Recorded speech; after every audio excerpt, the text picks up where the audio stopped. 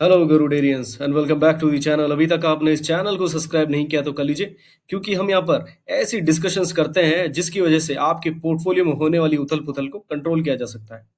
सो आज हम एक ऐसी खबर पे बात करने जा रहे हैं जो सभी के घरों से रिलेटेड है। जी हाँ, रसोई गैस की कीमतों में बढ़ोतरी हुई।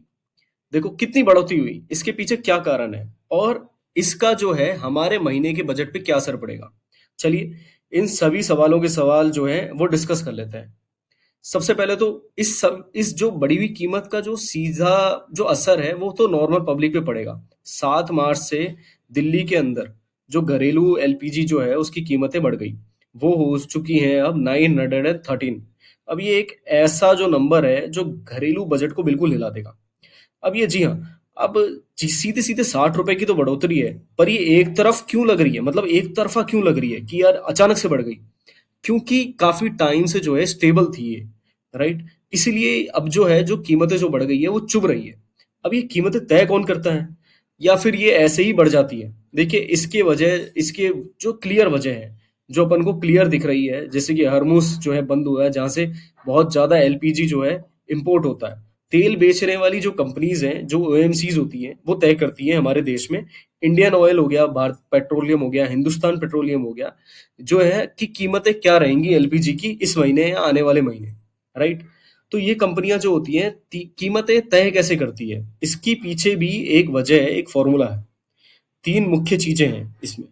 पहली, कि अंतरराष्ट्रीय बाजार के अंदर एलपीजी की कीमतें क्या चल रही हैं। दूसरी, डॉलर के मुकाबले रुपए किस मतलब हिसाब से चल रहा है, एंड सरकार कितने टैक्स लगा रही है। इन तीनों को मिला करके जो है सिलेंडर की कीमतें तय होती है।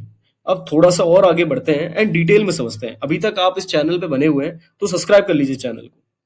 अब जो इस्तेमाल के लिए जो सिलेंडर होते हैं, जो कमर्शियल जो सिलेंडर होते हैं, उनके लिए तो बिल्कुल एकदम बहुत ही ड्रास्टिक चेंज आया है। यहाँ पर आप क्लियर देख सकते हैं, जो घर पे जो यूज होते हैं सिलेंडर्स जो यूज होते हैं एंड कमर्शियल जो यूज होते हैं, उस पर रात दिन का फर्क हो चुका है।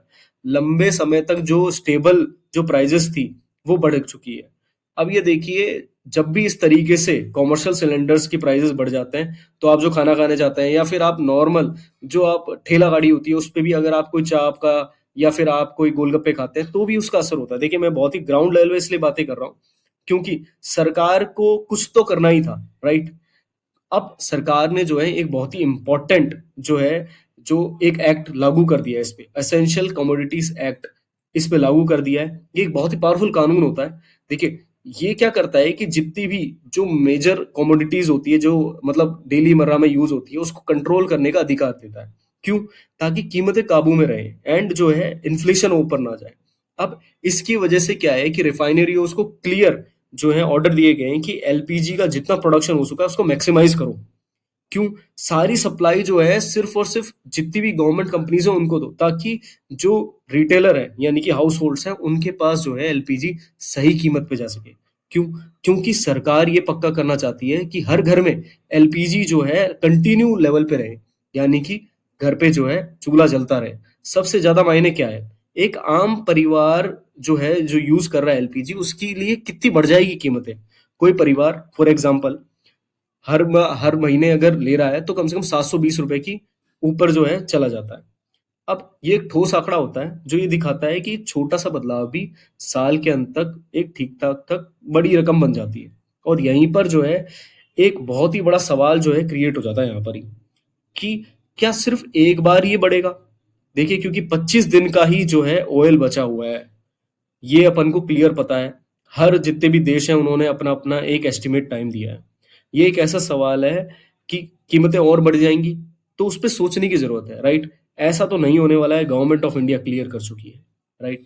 सो आप मार्केट की अगर कोई सी भी अपडेट चाहते हैं तो चैनल को कर लीजिए सब्सक्राइब एंड अपने आप को कीजिए अपडेट इस चैनल की वीडियोस देख देख करके, एंड पोर्टफोलियो की कीजिए मजबूत। इसी के साथ मैं आपको कहता हूं अलविदा। Thank you so much for watching the video. धर्मो रक्षति रक्षित है।